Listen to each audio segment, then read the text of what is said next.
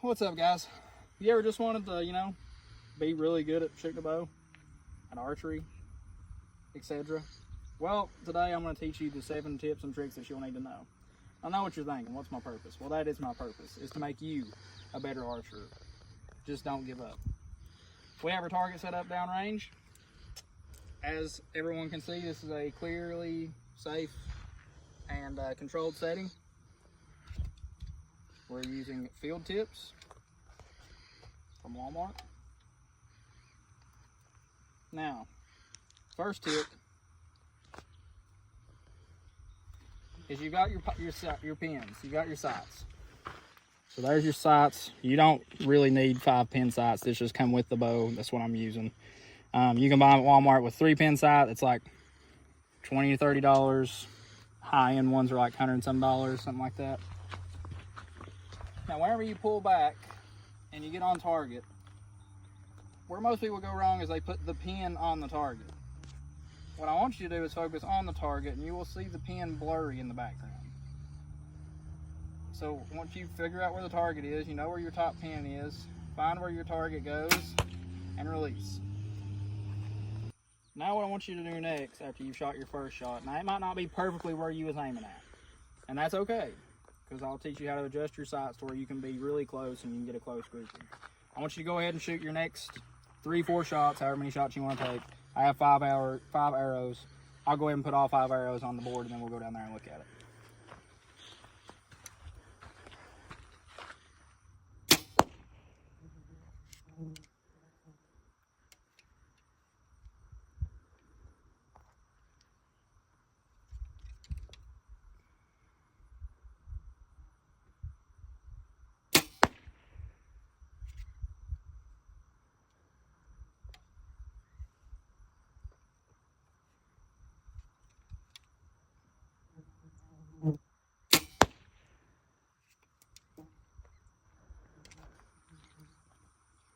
Last one.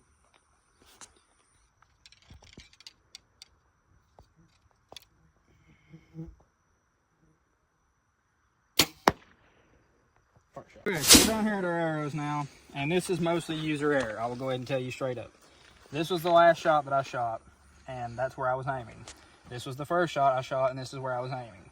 Now, what's going to help you get better at getting your tighter groupings is, one, make sure you don't jerk the release. You want to just slowly squeeze it. I'll show you an example of that when we get down there. And if I slowly squeeze it, I do everything right the next time, my groupings are still messed up, I'll show you how to fix that, and that'll be tip number 2. Alright, so we retrieved all of our arrows. We're back down here. I'm going to put every single one of them on the red is my goal.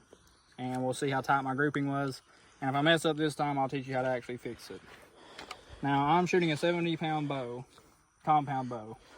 And usually after 5 to 10 shots, I like to take about a good 10-15 minute break. That way my arm don't get tired.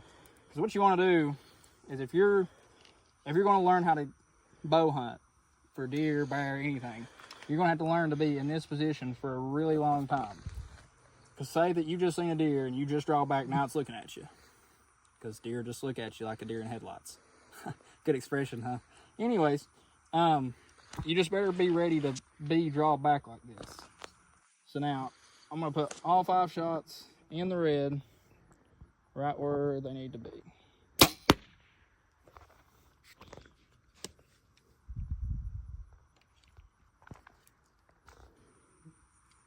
Now, here's the part that I was telling you about.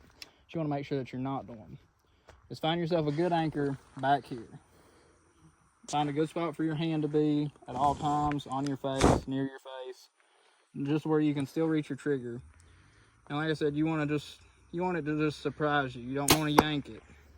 You want it to be just a smooth, steady squeeze until it's gone.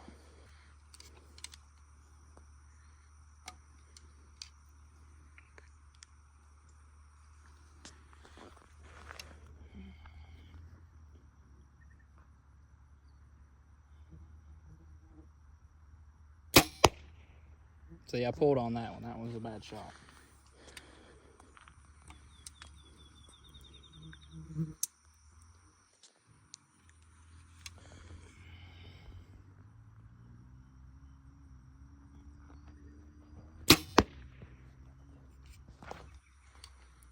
Last shot, and we'll go down there and look at our grouping.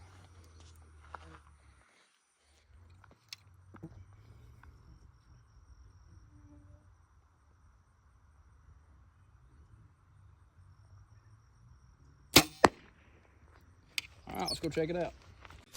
Now, 4 times out of 5, this would have been a down deer. Obviously, I didn't shoot in the same exact spot because I missed, and then when I got here, I also don't want to ruin my arrows because they're not cheap.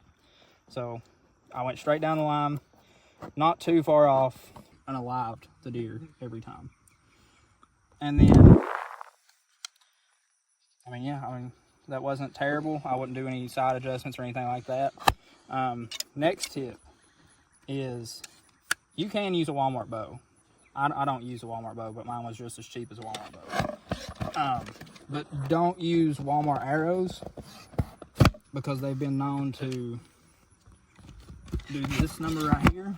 Whenever you shoot, they will wobble, like actually full-blown bend in the middle of the air, which will actually mess up your shot every time and make you think that you're shooting terribly when in reality you're actually shooting pretty good.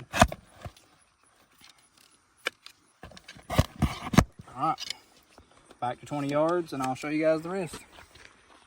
Alright guys, so here's going to be tip 3 and 4. Now if you take your bow to get actual work done to it, they will do literally everything because, you know, they want to charge you for the more, everything that they can. Me personally, I do most of it on my own, especially if I'm hitting the target and I'm shooting at a decent group and everything like that. I don't like to mess up. But if it was completely missing every time, no matter what adjustments I made, then I would take it to have it checked out to see if it was ripping or tearing whenever they do the paper test. So tip 3, at least once a year, you can get any kind of bowstring wax. This comes from Walmart. Just make sure that you wax the string really good. Some people might say that once a year is all too much, but I mean, or might say it's too little. This is just what I do, and I'm not complete dog crap at shooting arrows, so I think it's pretty useful information. All it does is make sure that your string doesn't get too dry, messed up, anything like that. Every time you pull it back, it's got like little notches in it. It's like really bonded, and so I mean it'll work itself in there, get itself good and going. Just make sure that you wax the string. I mean, you don't have to cake it on there, just make sure you get a good little amount on there, that way it gets in between.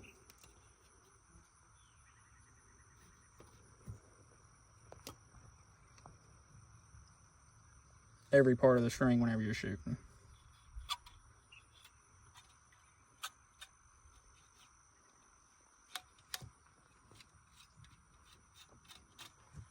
Alright, now for the next tip, which will be tip number 4, is if you are shooting your bow. Now mine's pretty sighted in. I've done a lot of work on it last year, but I'll go ahead and explain it to you. So if you're shooting to the left, like if you draw back and you're hitting to the left of that target, then you're going to want to move your sight. Now mine has 2 different adjustments. So this one is for up and down, and the pin to actually move the sight is right here for the up and down.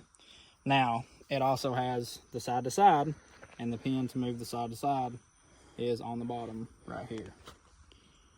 Now whenever you're making adjustments to your sights, you don't want to change it majorly. It's not like shooting a gun at 20 yards, you know, or 100 yards. You know, you can make micro adjustments, 4 clicks at 100 yards, and you'll be 1 inch to the right or something like that. This is completely different. You want to make small adjustments because just the smallest little bump over and you'll be pretty close to where you're at. If you move it too far, you'll either be to the right of it now or all the way off the target. So if you're shooting to the left, then you want to move your target to the right. If you're shooting to the right, then you want to move your target to the left. Or your sight, not your target, I'm sorry. That would be silly to move your target because then you're still going to be missing all the time. Next, if you're shooting... Anyways, now if you're shooting low, you want to move your target up. Your sight, not target.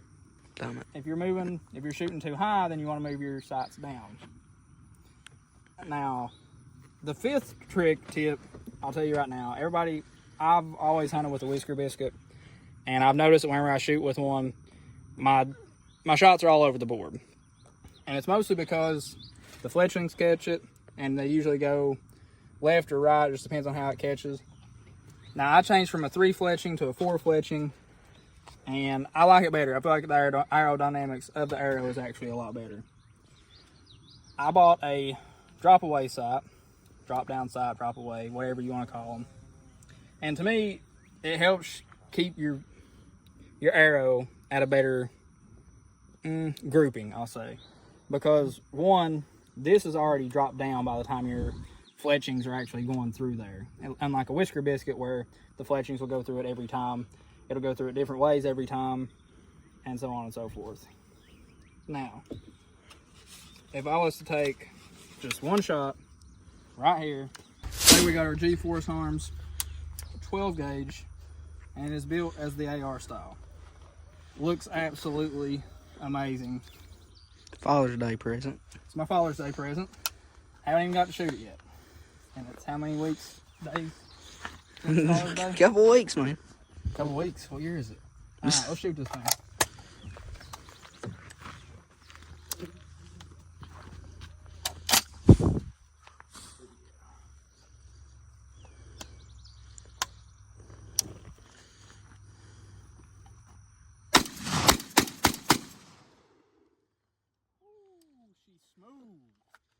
Did not kick nearly as bad as the Home Defense 12 gauge we got that has the pistol grip with it.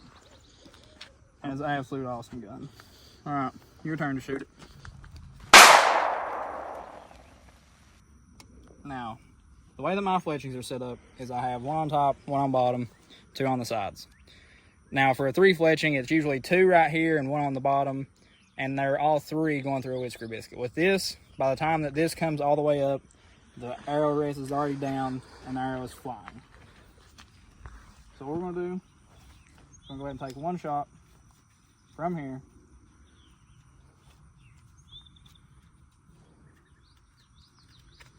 Just for fun, I guess. I don't know. I just want to. Hey guys.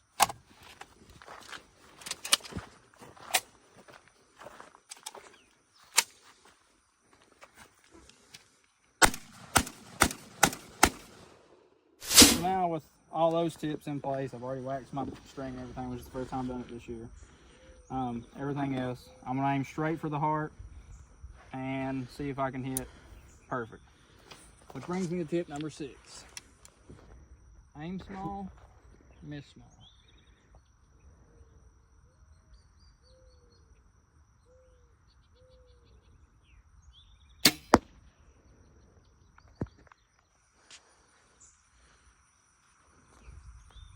Aim small, miss small. Alright, so I hit in the heart. Some of you might say that it's a questionable heart, but guess what? It's a heart. Like I said, if you aim small, you will miss small. I didn't miss, I actually hit the heart, which is where I was aiming. Now, what that actually means is, the smaller you were aiming, like if I went back there, took 4 more shots, and aimed for nothing but here, my grouping should be close to this. Should be all around the heart, or in the heart, in the center of the heart. Worst case scenario, they would be up here. But if I was actually in a hunting situation, this deer would probably duck a little bit and this arrow would go up about 1 inch or more, depending on how big the deer is and how much I actually scared it. Now, this all brings me to tip number 7. It's probably, honestly, the hardest tip in the world. Whenever you're failing, and you're not hitting everything perfectly fine the way it needs to be, people tell you suck and to just give up. Don't do it! Keep going. Practice makes perfect. I mean, practice at any time of the day. Anytime you have free time, hey, go out there and throw an arrow down the field. Not actually throw it, I mean put it in the bow, but you get the gist. So that's pretty much what I got going for me today. I think we're going to go blow some stuff up, and that'll be in a different video.